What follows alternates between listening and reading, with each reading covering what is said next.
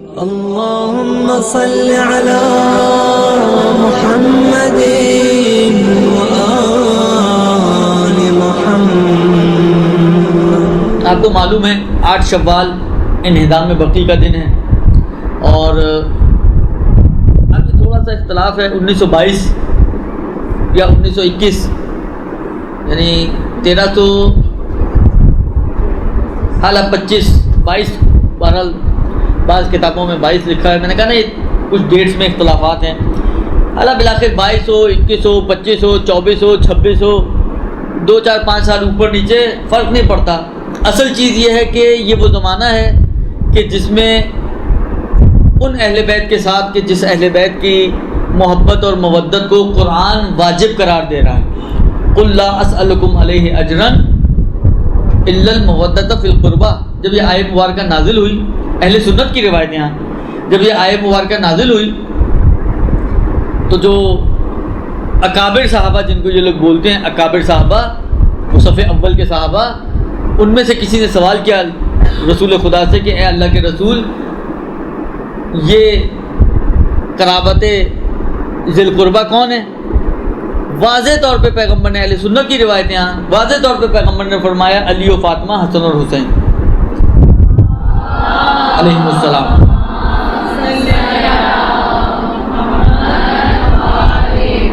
دیکھیں روایت کا جملہ یہ کہ یہ کون ہے کہ جن کی مودت اور محبت کو ہم پر واجب قرار دیا جا رہا ہے؟ جو اطراف رسول میں بیٹھے ہیں، جب رسول نے اس آیت کو بیان کیا ہے تو وہ بھی یہ سمجھ رہے ہیں کہ پیغمبر وجوب کی بات کر رہے ہیں، واجب ہے، ضروری ہے۔ انہوں نے یہ اعتراض نہیں کیا کہ اے اللہ کے رسول یہ مستحب ہے یا واجب ہے یا مکروہ ہے یا مباح ہے یا کیا ہے۔ واجب سمجھتے ہوئے سوال کر رہے ہیں کہ جن کی واجب قرار دی جا رہی ہے یہ کون ہے؟ مصداق کو طے کیا جا رہا ہے، وجوب میں کوئی ڈسپیوٹ نہیں کیا گیا، لہذا اللہ کے رسول نے مصداق کو معین کر کے کہا کہ جن کی محبت کو واجب قرار دیا جا رہا ہے وہ یہ افراد ہیں۔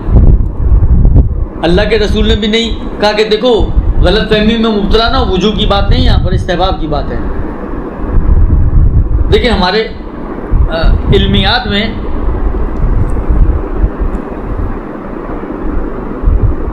شاید یہ آپ لوگوں نے تو شاید تھوڑا بہت علم حدیث وغیرہ یہ ساری چیزیں بھی پڑھی ہیں، شاید بعض نے ہو سکتا ہے پڑھی ہوں۔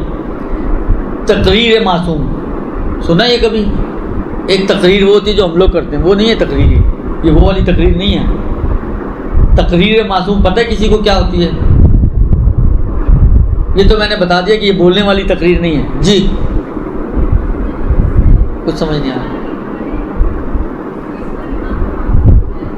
ہاں یہ الٹی ہے بالکل، ہمارے میں بولنے کو تقریر کہتے ہیں، اس تقریر معصوم سے مراد امام کا خاموش رہنا تقریر ہے۔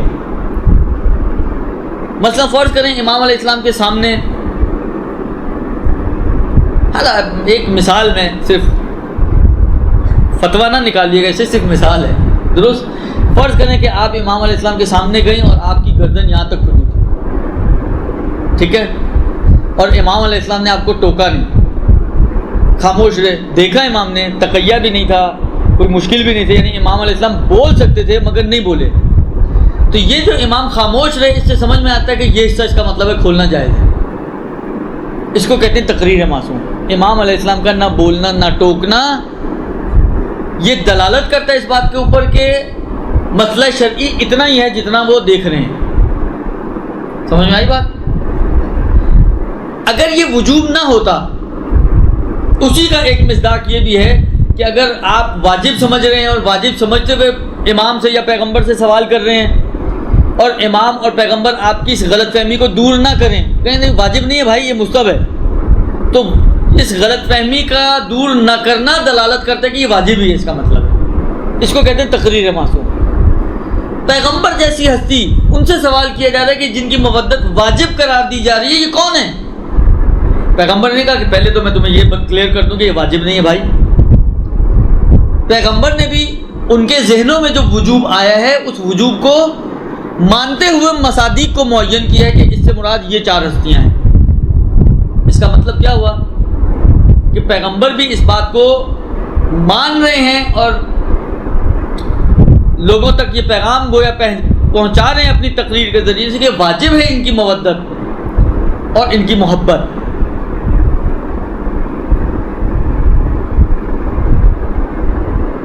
یہ وہ ہستیاں ہیں کہ جو ما یشاءون الا ان یشاء اللہ ہیں. یہ مظہر صفات پروردگار عالم ہیں. یہ کمالات پروردگار عالم کا مظہر ہیں. یہ مخزن علم رسول خدا پروردگار عالم ہیں. یہ وہ ہستیاں ہیں کہ جو معدن وحی ہیں. کیا یہ شاعر خدا میں شامل نہیں ہو سکتی؟ وَمَن يُعَظِّمْ شَعَائِرَ اللَّهِ فَإِنَّهَا مِن تَقْوَى الْقُلُوبِ.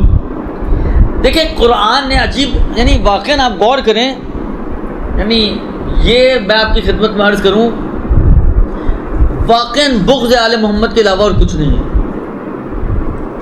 واقعاً اس کے علاوہ اور کچھ نہیں ہے. وَإِلَّا آپ مجھے یہ بتائیں کہ وہ قرآن کہ جو کہہ رہے ان الصفا والمروہ من شعائر اللہ، صفا اور مروہ شعائر خدا میں سے ہیں. صفا اور مروہ کیا ہے؟ دو پہاڑیاں. وہ قرآن یعنی واقعاً عجیب مرحلہ فکر ہے. وہ قرآن جو یہ کہہ رہا ہے کہ بدنا اس اونٹ کو کہتے ہیں کہ جو قربانی کے لیے لے کے جایا جاتا ہے حج کے موقع پر، اس کو شاعر خدا میں سے قرار دے رہا ہے. وہ پٹا جو حیوان کے گلے میں ڈالا جاتا ہے، قربانی کے جو مینا میں قربان کیا جاتا ہے اس کے گلے میں پٹا ڈالا جاتا ہے، قلادہ، اس پٹے کو شاعر خدا میں سے قرار دے رہا ہے. یعنی یہ پٹا شاعر خدا ہو سکتا ہے، یہ صفا اور مروہ شاعر خدا ہو سکتی ہیں، یہ بدنا شاعر خدا ہو سکتا ہے، مگر آل محمد شاعر خدا نہیں ہو سکتے. یعنی شاعر خدا کہتے کس کو ہیں؟ شاعر شعیرہ کی جمع ہے، یعنی علامت. شاعر خدا یعنی علامت خدا، یعنی جس کو دیکھ کر انسان خدا کی یاد میں جائے، جس کو دیکھ کر انسان کو خدا یاد آئے. صفا اور مروہ کو دیکھ کے خدا یاد آ سکتا ہے، بدنا کو دیکھ کے خدا یاد آ سکتا ہے، اس قلادہ کو دیکھ کے خدا یاد آ سکتا ہے. آل محمد کو دیکھ کے خدا یاد نہیں آ سکتا. وہ آل محمد جو میں نے عرض کیا نا کہ سر تا سر مظہر صفات پروردگار عالم ہے. یعنی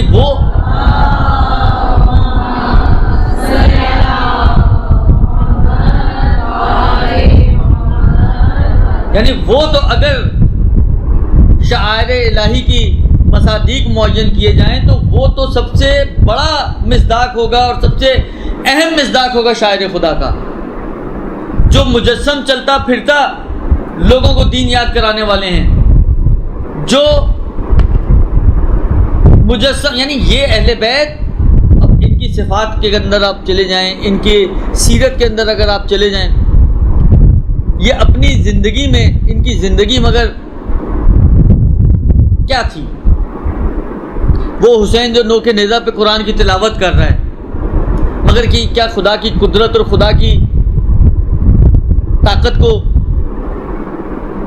انسان کے ذہنوں میں نہیں لائے گی یہ بات کہ آپ نوک نیزہ پہ ایک شخص کو دیکھیں کہ سر اس کا نوک نیزہ پہ ہے اور تلاوت قرآن کر رہا ہے. انسان کا ذہن خدا کی قدرت کی طرف نہیں جائے گا. مگر یعنی تعجب ہوتا ہے عام انسان یہ صرف سن کے علی کے کمالات کہ علی وہ ہے کہ جو فاتح خیبر و بدر و حنین و الا ماشاء اللہ جتنے بھی مارکے ہیں ان کو فتح کرنے والا، اور علی کے کمالات یہ اور بہادری یہ اور شجاعت یہ. لیکن اسی علی کے گلے میں رسی باندھ کر بیعت کے لیے لے کے جایا گیا. وہ صرف اسی بات پر ایمان لے آیا کہ یقیناً یہ اسلام کا اتنا بڑا بینیفٹ ہوگا کہ علی جیسا شخص کہ جس کو کوئی ہاتھ نہ لگا سکے اس کے گلے میں کوئی رسی باندھ کے لے جائے. یعنی جن کے ذہن کام کر رہے ہوتے ہیں، جو بغض اور تعصب کی پٹیوں سے پاک اور منزہ ہوتے ہیں، ان کے سمجھنے کے لیے کوئی بہت لمبی چوڑی دلیلوں کی ضرورت نہیں ہوتی. اتنی سی بات ان کی ہدایت کے لیے کافی ہوتی ہے کہ جس علی کی شجاعت مسلم ہے عرب میں، اس کے گلے میں رسی باندھ کے لے جانا کوئی آسان کام تو نہیں ہے. اور اگر کوئی لے کر گیا ہے تو اس کا مطلب یہ ہے کہ اسلام کا اتنا بڑا کوئی مفاد اس کے اندر ہوگا کہ علی خاموش رہے صرف اسلام کی خاطر. یہ آل محمد تو یہ ہیں، آل محمد یہ ہیں جن کا اٹھنا بیٹھنا درس ہے، جن کا چلنا پھرنا لوگوں کے لیے تبلیغ اور ترویج اور ہدایت کا ذریعہ ہے، جن کی زندگیاں مجسم ہدایت ہیں. بنی امیہ بنی عباس کے جو افراد ہیں ان کو خوف کس چیز کا تھا؟ یعنی یہ ائمہ علیہم السلام جو ہمیشہ سے تقیہ کی زندگیاں گزارتے رہے ہیں اور تحت نظارت رہے ہیں ان لوگوں کے، اس کے باوجود ان کو ان سے ڈر تھا. کس چیز کا ڈر تھا؟ وہ ہر چیز پر ان کے بولنے پہ پابندی لگا سکتے تھے مگر اٹھنے بیٹھنے پہ تو پابندیاں نہیں لگ سکتی تھیں. ان کا اٹھنا بیٹھنا چلنا پھرنا یہ خود ایسی ہدایت تھی کہ لوگوں کے اندر واقعی انقلاب برپا ہو جایا کرتا تھا. اس کو کیسے روکتے؟ جب یہاں تک پہنچ جاتے تھے نا کہ لوگ ان کے اٹھنے بیٹھنے بولنے چالنے ان چھوٹی چھوٹی چیزوں سے ان کی طرف رغبت پیدا کر رہے ہیں اور ان کی طرف کھنچے چلے جا رہے ہیں اور ان کے اطراف میں جمع ہوئے چلے جا رہے ہیں. یہ وہ مرحلے ہوتے تھے جہاں پر ان کو پھر اپنی کرسیاں ہلتی ہوئی نظر آتی تھیں اور یہ زہر یہ تلوار کا سہارا لے کر اہل بیت کو اس دنیا سے رخصت کر دیا کرتے تھے. ان کے مرنے کے بعد بھی ان کو اسی قسم کا خوف تھا. اب واقعاً سوچے انسان کیا کردار ہوگا ان لوگوں کا، کتنی مضبوط شخصیتیں ہوں گی اہل بیت کی کہ زندگی میں تو ان کو خوف تھا ان چیزوں کا، لیکن مرنے کے بعد بھی ان کو انہی چیزوں کا خوف تھا. آپ کیا سمجھتی ہیں کہ اگر امیر المومنین قبر میں چلے گئے تو امیر المومنین کی یادیں ختم ہو جائیں گی؟ وہ قصے جو لوگوں نے سنے ہیں جب وہ امیر المومنین کی قبر کو اگر دیکھیں گے تو ان کے ذہن میں دیکھیں بالآخر آج ہم نے تو وہ زمانے نہیں دیکھے نا جو قائد اعظم کے زمانے تھے، صرف قائد اعظم کو نوٹوں پہ دیکھے ہم نے، درست؟ اس کے علاوہ آپ میں سے کون ہے جنہوں نے قائد اعظم شاید ہو کوئی اکا دکا، لیکن عام طور پہ جو عمومی سامعین ہیں ان میں سے کون ہے جس نے قائد اعظم کو دیکھا ہوگا؟ کسی نے بھی نہیں دیکھا ہوگا. ہم تک جو چیزیں پہنچی ہیں وہ قصے اور کہانیاں ہی ہیں. لیکن اس کے باوجود اگر آپ فرض کریں مزار قائد پر جاتی ہیں تو بالآخر ایک انسان کے ذہن میں ایک خاکہ سا تو آتی ہیں نا یہ ساری چیزیں. اگر انسان وہاں کھڑا ہو کے کچھ غور کرے کہ یہ ہے کون، کیوں میں آیا ہوں اس کی قبر پر، کچھ اس کے ذہن میں تصویریں چلتی ہیں یا نہیں؟ جیسے پٹیاں چلتی ہیں نا چینلز پہ نیچے، تو کوئی پٹی چلے گی آپ کے ذہن میں یا نہیں چلے گی؟ جب آپ کے ذہنوں میں وہ پٹیاں چلیں گی تو بالآخر ایک آپ کے ذہن میں ایک جذبہ حب الوطنی کے تحت کچھ جوش آتا ہے انسان کو یا نہیں آتا؟ کہ اہل بیت کی نسبت اتنا بھی نہیں ہوگا. ایک قائد اعظم کا اتنا اثر ہے کہ جن کے ایمان و اسلام کا کچھ ابھی تک بالآخر طے نہیں ہو سکا. شیعہ تھے، سنی تھے، شش امامی تھے، 12 امامی تھے، اتنی کہانیاں ہیں. اعلیٰ کہتے ہیں کہ جی آخر میں شیعہ ہو گئے تھے، 12 امامی تھے، لیکن بالآخر کیلو کال ہے. مگر ان کی ایک پورا ایک اپنا جو ان کا ایک جہاد تھا، ان کی ایک پورا جو انقلاب تھا. لوگ امام خمینی کے مقبرے پہ جاتے ہیں، وہاں جب کھڑا ہو کر انسان تھوڑا بالآخر اب آپ وہی والی بات ہے جائیں جا کے آ جائیں، کچھ سوچے نہیں تو بالآخر کچھ بھی نہیں ہوگا. لیکن جب آپ گئے ہیں وہاں پر آپ ذرا سوچیں کہ میں کیوں آیا ہوں، کون ہے کیا، تو بالآخر خود بخود ایک آپ کے ذہنوں میں ساری چیزیں آئیں گی. یہ انسان کے اندر انقلاب لے کر آتی ہیں چیزیں، انسان کو جوڑتی ہیں. مگر کیا اگر ایک قائد اعظم ایک امام خمینی کے مقبرے پر آپ جائیں تو پوری کہانیاں آپ کے ذہن میں آتی ہیں، ایک جذبہ ایک جوش آپ کے دل میں پیدا ہوتا ہے. تو کیا اگر کوئی آپ اہل بیت میں سے کسی کے مقبرے پہ کھڑی ہوں، امیر المومنین کے مزار پہ کھڑی ہوں، امام حسین کی قبر پہ کھڑی ہوں، ائمہ کی قبروں پہ کھڑی ہوں، ان کے مزارات پہ کھڑی ہوں، تو آپ کے ذہن میں کچھ نہیں آئے گا؟ ان کو ان کا خوف تھا. ابھی بھی ڈرتے ہیں یہ، ابھی بھی یہ ڈرتے ہیں یہ. لہذا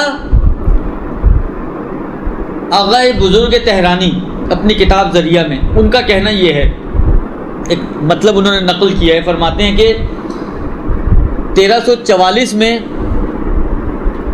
کیونکہ بہت سارے آپ اگر میٹر پڑھیں گے نا اس کے بارے میں، انہدام میں بقی کے بارے میں، تو اس میں یوں آیا ہے کہ جب آل سعود نے اطراف مکہ و مدینہ میں قبضہ کیا ہے اور اور اپنے قدم جمائے ہیں تو اب ان کا ٹارگٹ یہ مقبرے تھے.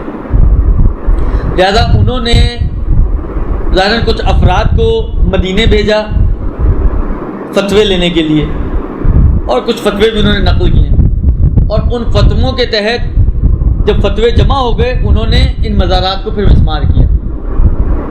اچھا دیکھیں، میں آپ کو بتاؤں، ابھی بھی ہم سوالات کرتے ہیں مجتہدین سے، ڈپینڈ کرتا ہے آپ سوال کیا کرتی ہیں، جواب اس کے اوپر ڈپینڈ کرتا ہے.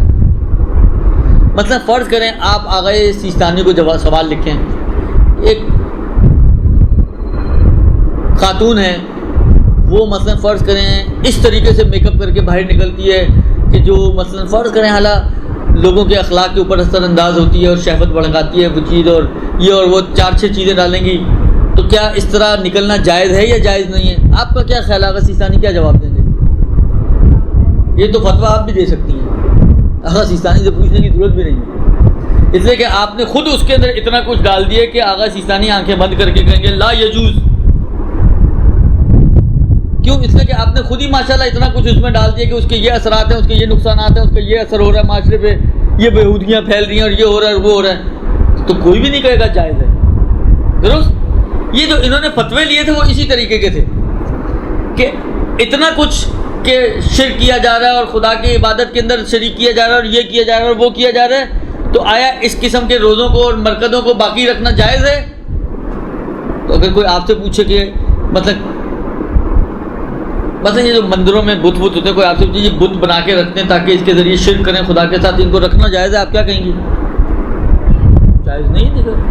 تو انہوں نے بھی فتویٰ یہی دینا تھا کہ لا یجوز، لیکن انہوں نے یہ لکھا کہ یہ فتوے، بعض نے تو یہ لکھا کہ فتوے لیے گئے اس کے بعد انہدام کیا گیا ہے، لیکن انہوں نے یہ لکھا اگر بزرگ تہرانی نے کہ نہیں، انہدام 43 میں ہوا ہے، فتوے 44 میں آئے ہیں. اس کا مطلب ہے کہ انہدام کرنے کے بعد اس کو دین کا ملبہ اس کے اوپر چلانے کی کوشش کی گئی ہے. تو پھر انہدام کیوں ہوا؟ اس کی وجہ وہی ہے جو میں نے عرض کی، یہ بغض آل محمد ہے. یہ وہ بغض ہے کہ جو صدر اسلام سے آل محمد کی نسبت چلا آ رہا ہے، اور ایسا بغض چلا آ رہا ہے کہ انہوں نے، مگر آپ نے وہ واقعات نہیں سنے کربلا کے بعد کس طریقے سے کربلا کو ختم کرنے کی کوشش کی گئی ہے. پانی اس کے اوپر، یعنی نہر کا رخ اس کی طرف کر کے پانی بہانے کی کوشش کی گئی کہ بہہ جائے، بیل ہل چلائے گئے ہیں اس کے اوپر، کیا کیا کچھ نہیں کرنے کی کوشش کی گئی. یہ نہیں ہو سکا تو لوگوں کو قتل کے ذریعے کہ اگر کوئی زیارت کرنا چاہتے تو ایک مارا جائے گا اور ایک زیارت پہ جائے گا. مگر وہی والی بات ہے، اگر وہاں پہ بغض والے ہیں تو یہاں پہ محبت والے بھی ہیں، دونوں طرف موجود ہیں. تمام تر کوششوں کے باوجود اس زمانے سے یہ لوگ جتنی بھی انہوں نے کوششیں کی سب کی سب ناکام ہوئی، اور نتیجہ یہ نکلا کہ اہل بیت کی طرف جانے سے یہ نہ روک سکتے تھے اور نہ روک سکتے ہیں. میکسیمم جو یہ کر سکے کیا کر سکے؟ میکسیمم جو یہ کر سکے وہ یہ کر سکے کہ انہوں نے مینار، جو قبے بنے ہوئے تھے ان کے اوپر، عمارتیں بنی ہوئی تھیں ان کے اوپر، ان کو منہدم کر دیا. اچھا مزے کی بات آپ کی خدمت میں عرض کروں، ایک کتاب ہے اگر آپ لوگوں نے دیکھی ہو، 101 دلچسپ مکالمے، نہ دیکھی ہو تو ضرور دیکھیں، لیکن خرید کے دیکھیے گا. درست اچھی کتاب ہے، مناظرے ہیں اس میں. تو مجھے اب یاد پڑتا ہے اس میں ایک مناظرہ دیا ہوا ہے اسی بقی کے حوالے سے اور قبروں کو منہدم کرنے کے حوالے سے. وہ جس روایت کے ساتھ تمسک کرتے ہیں، ایک روایت لے کر آتے ہیں، اول تو اس کی سند میں خدشات ہیں. اتنا بڑا کام آپ کرنے جا رہے ہیں، بالآخر اس کے پیچھے کوئی ایسی روایت تو ہو جو سندی طور پر قابل قبول ہو. اس کی سند میں خدشہ ہے، سند قابل قبول نہیں ہے، وہ اپنی جگہ پر. لیکن بالآخر ایک روایت لے کر آتے ہیں جو امیر المومنین علی بن ابی طالب علیہ السلام سے نقل ہوئی ہے.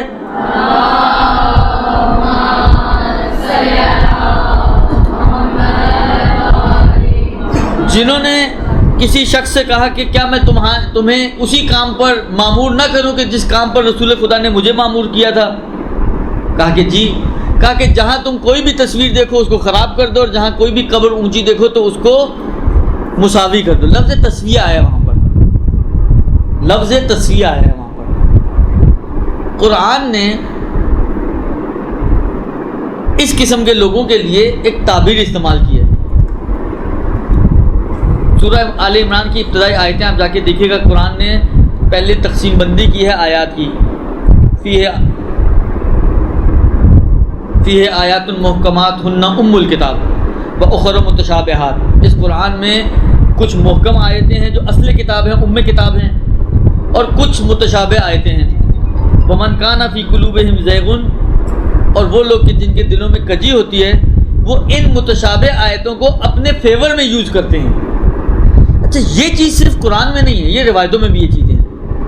من کنت مولا ہو فہذا علی مولا، کتنی توڑ موڑ کی انہوں نے آ کے اس مولا کے لفظ کو اتنے قرائن کے ساتھ، اتنے واضح قرائن کے ساتھ انہوں نے کوشش کی کہ اس لفظ مولا کو اس سرپرستی کے معنی سے ہٹا کر دوست کے معنی میں لے آئیں۔ خیر اب کیونکہ موقع غدیر کا نہیں ہے اور آئے غدیر مجھے نہیں بیان کرنی، لیکن اس کے اندر بھی بہت مطالب ہیں پھر کسی موقع پر۔ تو یہ کام کہ جن کے دلوں میں کجی ہوتی ہے وہ روایتوں کے ساتھ بھی یہی مس یوز کرتے ہیں کہ اپنی مطلب کے اور اپنی مرضی کے ان سے معنی بناتے ہیں تاکہ لوگوں کو مس گائیڈ کر سکیں۔ دیکھیں اس زمانے میں جو رسم تھی وہ یہ تھی کہ قبروں کو اس جس طرح اونٹ آپ نے دیکھے، کلفٹن گئے ہوں گے آپ لوگ تو نہیں گئے، اللہ جب جاتے ہیں جائیں تو دیکھیے گا اونٹ کی کوہان ہوتی ہے نا، کس شیپ میں ہوتی ہے؟ اونٹ کی کوہان اس شیپ میں ہوتی ہے۔ اس زمانے میں قبریں اس شیپ میں بنائی جاتی تھیں، اس کو شریعت نے منع کیا ہے۔ تسویہ کرو یعنی کوہان کی شکل نا لیول پہ رکھو برابر، نہ یہ کہ زمین کے لیول کے ساتھ ختم کر دو اس کو۔ یہ لوگ جو معنی میں گڑبڑ کرتے ہیں وہ کیا کرتے ہیں، تسویہ کا معنی یعنی زمین لیول پر لے آؤ، زمین بوس کر دو، یہ مراد نہیں ہے۔ تسویہ کا معنی ہے کہ اس کو اس کوہان کی شکل میں نہ بناؤ قبر کو، بلکہ اس کو اوپر سے پلین کر دو۔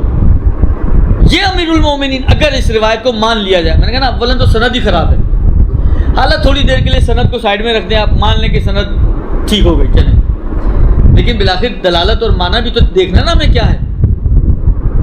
اس کا معنی یہ ہے کہ پیغمبر امیر المومنین کو یا صحابی کو یہ بول رہے ہیں کہ جاؤ اگر کوئی قبر تمہیں اس کوہان کی شکل پہ نظر آئے تو اس کو اوپر سے پلین کر دو۔ اس میں کہاں لکھا ہوا ہے کہ جی جو عمارت اس کے اوپر بنی ہوئی ہے اس کو توڑ دو؟ کہاں ہے اس روایت میں کہ عمارتوں کو توڑ دو؟ لہذا جس روایت کا یہ سہارا لیتے ہیں سندن اور دلالتن، دلالتن یعنی معنی کے اعتبار سے، دونوں اعتبار سے اس کے اندر خدشہ ہے، مشکل ہے، سند بھی قابل قبول نہیں ہے، دلالت بھی قابل قبول نہیں ہے۔ دلالت جو ہے اس میں یہ لوگ استعمال نہیں کرتے، جو یہ بناتے ہیں وہ دلالت اس میں موجود نہیں ہے، درست؟ بس کوئی بھی ان کے پاس شرعی جواز نہیں ہے ان بنا اور مزارات کو منہدم کرنے کا۔ صرف ایک چیز ان کے دل میں ہے اور جو چیز ہو سکتی ہے وہ ان کا بغض ہے کہ جو سبب بنا کہ آل محمد دنیا میں تو ان کو اذیتیں پہنچاتے رہے، زندگی میں تو ان کو پریشان کرتے رہے، مگر زندگی کے بعد جب وہ اس دنیا سے رخصت ہو گئے اس کے بعد بھی ان کے مزارات کی بے احترامی کی، ان کے مزارات کو منہدم کیا اور اپنے بغض کا اظہار کیا۔ بقول آغا بزرگ تہرانی کے یہ پہلے ہوا ہے اور فتوے بعد میں آئے۔ پروردگار تو اپنی نشانیاں دکھاتا ہے، پروردگار تو اپنے قدرت کے کرشمے دکھاتا ہے۔ اتنی مدت گزر گئی، اتنی مرتبہ خانہ کعبہ ٹوٹ کے بنایا گیا، مگر کیا وہ نشان مٹ سکا جس میں امیر المومنین جہاں سے ان کی والدہ داخل ہوئی تھیں؟ آج بھی وہ نشان موجود ہے۔ اتنی کوششیں، اتنی زحمتیں کرنے کے باوجود، اور عجیب نظام ہے بس پروردگار عالم کو، واقعاً بڑا عجیب نظام ہے۔ غلاف کعبہ اگر یہ نیچے رہے حج کے ایام میں تو کیا ہو؟ کوئی بھی نہیں دیکھ پائے، کسی کو پتہ ہی نہیں چلے کہاں ہے نشان۔ اچھا ہمارے کہنے سے تو یہ اوپر اٹھائیں گے نہیں، اتنے شریف تو ہے نہیں یہ لوگ، درست؟ مگر پروردگار عالم کا نظام الہی دیکھیں آپ، کیونکہ غلاف کعبہ ہے، لہٰذا تبرک کا تو ہمارے لوگوں کو تو ماشاءاللہ بڑا شوق ہوتا ہے، وہ تو لوگ نہ چھوڑیں۔ تو اس ڈر سے کہ اس کو لوگ کاٹ کے نہ لے جائیں وہ مجبور ہے اس کو اوپر کرنے پر. حج کے ایام میں کبھی آپ کعبے کو دیکھیں ہمیشہ غلاف اوپر ہوگا. وہ مجبور ہیں اس کو اوپر کرنے پر, اس لیے کہ اگر وہ اوپر نہ کریں تو لوگ نہیں چھوڑیں گے, اور لوگوں سے بچانے کے لیے وہ اوپر کرنے پہ مجبور ہیں. اور جب وہ اوپر ہوتا ہے تو وہ نشان جو امیر المومنین کی جائے پیدائش ہے, جہاں سے امیر المومنین کی والدہ گرامی قدر گئی بھی اور آئی بھی, وہ نشان سب لوگوں کے لیے روشن ہو جاتا ہے.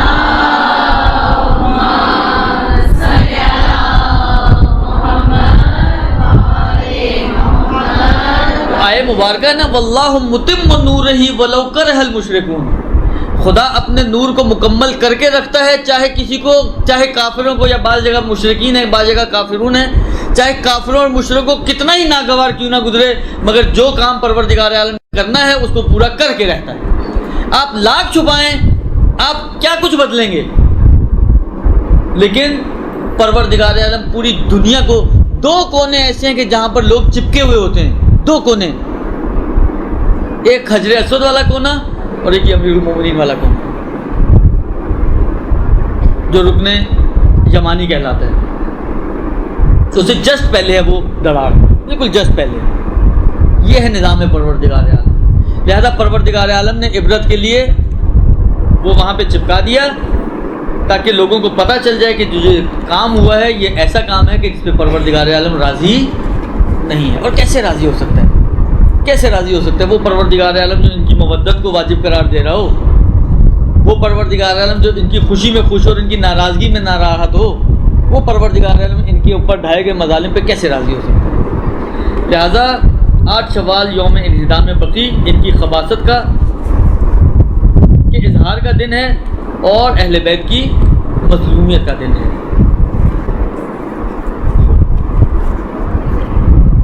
دعائے افتتاح کیا ماہ رمضان میں پڑھنے کے علاوہ دیکھیں عنوان دعا پڑھنے میں کوئی حرج نہیں ہے. آپ کا یہ قصد نہ ہو کہ یہ انہی دنوں کی دعا ہے, دعا تو رمضان سے مخصوص ہے, لیکن عنوان دعا پڑھنے میں کوئی حرج نہیں ہے. اگر ہاتھ پر مہندی لگی ہے تو بہت پرانا سوال ہے, اتنا پرانا کہ مجھے تو جواب دینے کا بھی موڈ نہیں ہو رہا میرے. یہ اتنی دفعہ میں بتا چکا ہوں, میرے اپنے خیال میں یہ مشکل نہیں ہے, آپ کر سکتے ہیں مجھے. اگر کسی کو علم نہ ہو کہ ماہ رمضان میں جو روزے قضا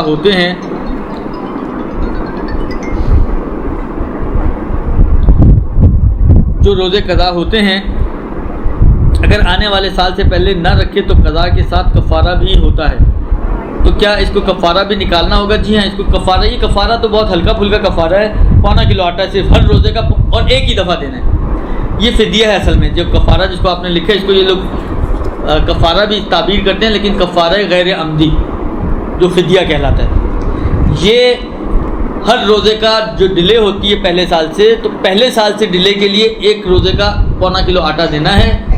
اگلے سالوں سے جو ڈیلے ہوگا اس میں کچھ نہیں ہے.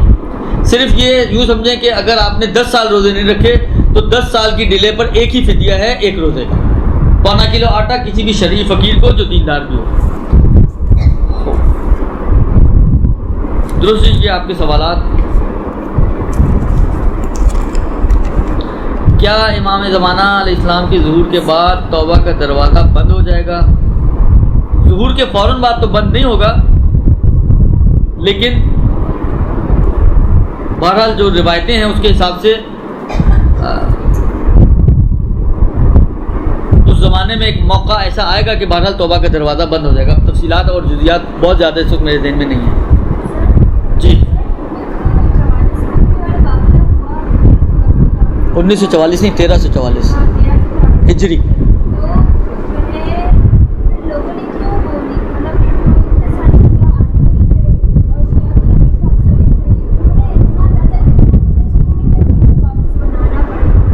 وہ لوگ دیکھیں, عرض کروں حکومت ان کی ہے, اور حکومت میں یہ لوگ تلوار کے بھی قائل ہیں. یہ لوگ ان چیزوں کو پھر کیئر نہیں کرتے ہیں کہ سامنے کون ہے. لہذا ابھی بھی آپ جائیں وہاں پر, اگر دعا پڑھ رہی ہوں یا کسی سے زیادہ چرا بیعت کریں, اٹھا کے لے جاتے ہیں لوگ. تو کیونکہ ان کی اپنی حکومت تھا, کنٹرول ان کا تھا, اس لیے بلاخر آپ کتنے عرصے سے فلسطین کے لیے, قبلہ اول کی آزادی کے لیے پروٹیسٹ کر رہی ہیں, کیا ہوا نتیجہ؟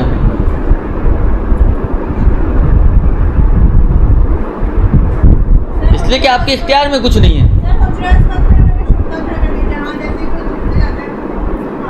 حضرت مختلف جگہوں پہ انہوں نے کھڑے کیے. دیکھیں میں نے کہا نا کہ مسئلہ ہے کہ حکومت ان کے ہاتھ میں، اختیارات ان کے پاس ہیں. ان کی پولیس ہماری پولیس کی طرح نہیں ہے. ان کی پولیس کو آپ کچھ بول دیں، سمجھے آپ نے حکومت کو کہہ دیا، اور سمجھے آپ نے حکومت کی مخالفت کر دی. وہ بہت اسٹرکٹ ہیں اس مسئلے میں. یہ لوگ سب کچھ کر لیں گے، پولیس کی انگلی بھی نہیں لگا سکتے لوگ. تو اتنی اسٹرکٹنیس ہو تو آپ کیا کر سکتے ہیں.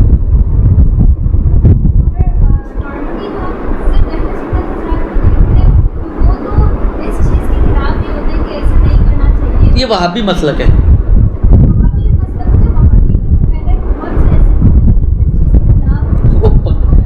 وہ صحیح وہابی نہیں ہوں گے، 2 نمبری وہابی ہوں گے. وہ اصل جو مسلک وہابیت ہے یہ ابن تیمیہ کا شاید کوئی شاگرد تھا، وہاں سے سلسلہ یہ شروع ہوا انہدام کا. اس نے یہ کہانی شروع کی تھی. تو وہ بھائی دیکھیں ان کا جو رسمی مذہب جو ہے وہ وہی وہابی لوگوں کا ہے نا. آل سعود وہابی لوگ ہیں سارے، سنی تو نہیں ہے. لہٰذا اس لیے وہاں پر مشکلات ہیں بہت. آپ کھڑے ہو کے دعا نہیں پڑھ سکتی، آپ کھڑے ہو کے زیارت نہیں کر سکتی، آپ کسی ذریعے کو ہاتھ نہیں لگا سکتی. اور کیا آپ واپس قبریں بنانا چاہتی ہیں؟ یعنی جو آپ یہ نہ کر سکیں، یہ چھوٹی قبریں بنانے کی نسبت اس کی کیا ویلیو ہے؟ بھائی ان کا مذہب ہے، ان کا دین ہے، ان کی شریعت ہے. جس سے فرض کریں ابھی میں آپ کی خدمت میں کروں، مثلا ایران ہے. ایران کی ایک فورس ہے گشت ارشاد کہلاتی ہے. ان کا کام وہی امر بالمعروف و نہی عن المنکر ہے. اب فرض کریں کہ ایک بے پردہ خاتون کو وہ روکیں ٹوکیں، آپ کہیں یہ تو غلط ہے نا، وہ گھومنے سے آپ کا کیا جاتا ہے؟ جس طرح یہ کرتے ہیں امر بالمعروف کے نام سے، وہ بھی کرتے ہیں امر بالمعروف کے نام سے. کہتے ہیں کہ بھائی آپ بدعت کر رہی ہیں، گناہ کر رہی ہیں، تو روکنا ہماری ذمہ داری ہے. لہٰذا ہم روکیں گے، آپ کو نہیں کرنے دیں گے، پابندیاں لگائیں گے. یہ مسئلہ ہے. وہ یہ سارے کام کرتے ہیں دین و مذہب کے نام پر.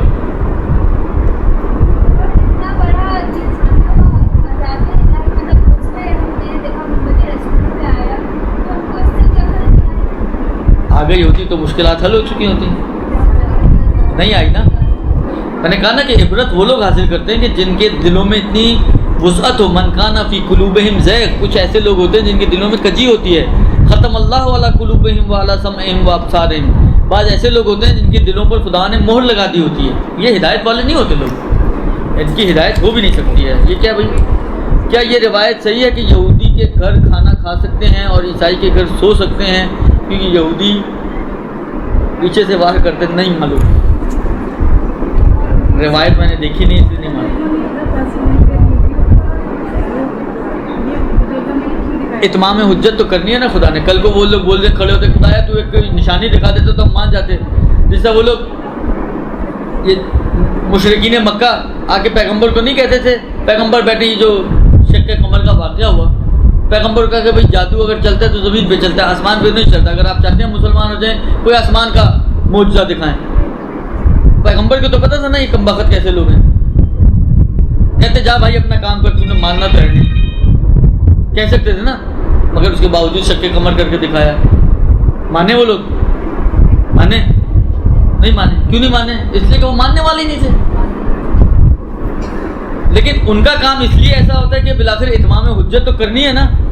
اگر اتمام حجت نہیں کریں گے وہ، تو کل کو یہ کھڑے تو ہو سکتے نا. مطلب فرض کریں کل کو ابو جہل کھڑا ہو جائے، اگر پیغمبر نہ دکھاتے، آپ دکھا تو دیتے، میں ہو سکتا ہو جاتا.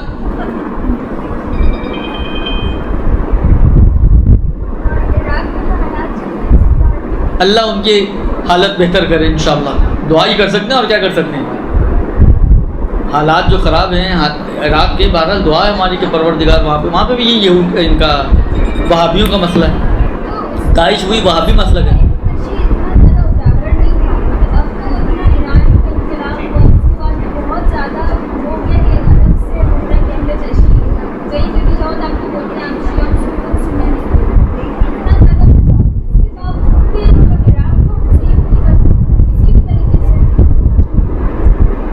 کیسے کر سکتے ہیں بتائیں، کیا پالیسی ہے آپ کے پاس؟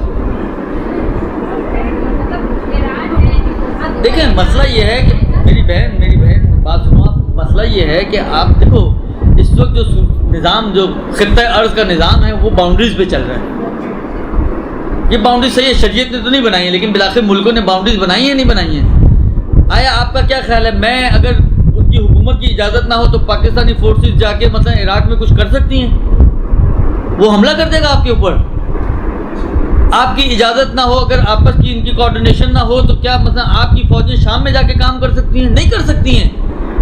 آپ نہ زمینی خلاف ورزی کر سکتے ہیں، نہ فضائی خلاف ورزی کر سکتے ہیں، حدود ہیں سب کی.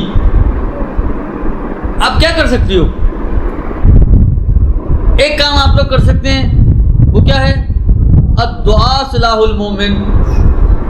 آپ دعا کریں پروردگار عالم سے کہ پروردگار عالم عراق کے، شام کے، لبنان کے، افغانستان کے، پاکستان کے، بحرین کے، جہاں کہیں بھی مومنین پریشانیوں میں ہیں، ظالموں کے ظلم سے پس رہے ہیں، پروردگار عالم ان کو ان مظالم سے نجات عطا کرے بحق محمد و آل محمد. اس کے علاوہ ہم کچھ کر نہیں سکتے صلی اللہ علیہ وسلم. يا مولا